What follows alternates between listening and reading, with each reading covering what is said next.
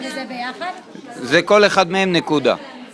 כל אחד מהם בנפרד נשווה נקודה. צהובים... אני צריכה למצוא את הזוג שלך. לא, אין לו זוגות. זה משהו אחר, זה למתקדמים יותר. אז נגיד, זה גם זה זוג. זה זוג. 2 פלוס 3i ו2 מינוס 3i זה זוג. אז את יכולה לעשות וזה, אז ביחד יש לך פה 6 נקודות. ראית?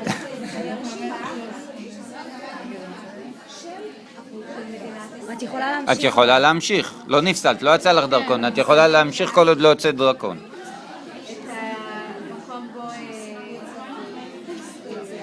מינוס 3, 2i.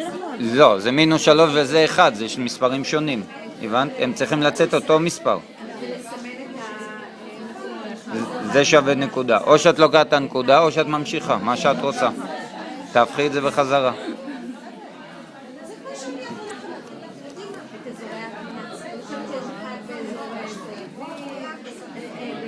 יצא דרכון, נפסל.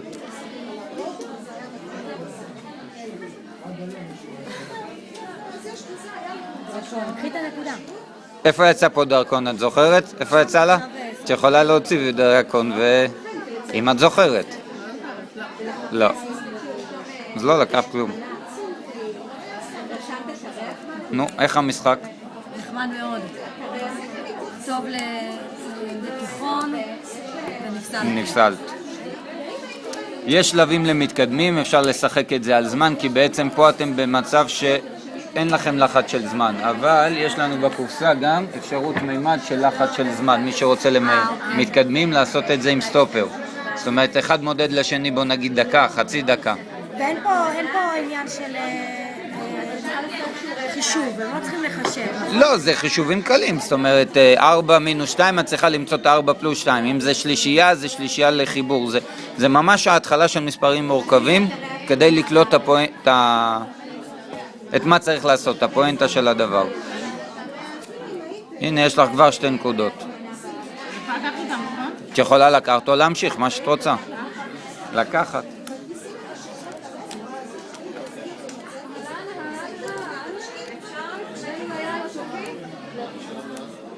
יש לך 2 צהובים, זה 2 נקודות. או שתמצאי את 4 מינוס 2i, זה הזוג השני שלו.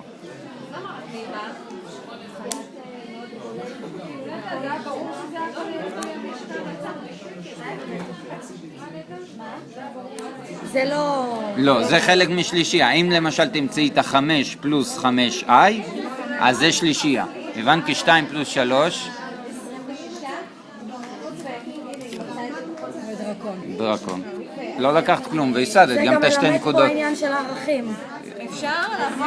אל תסתפק תסתפק במועט, אל תהיה תמה.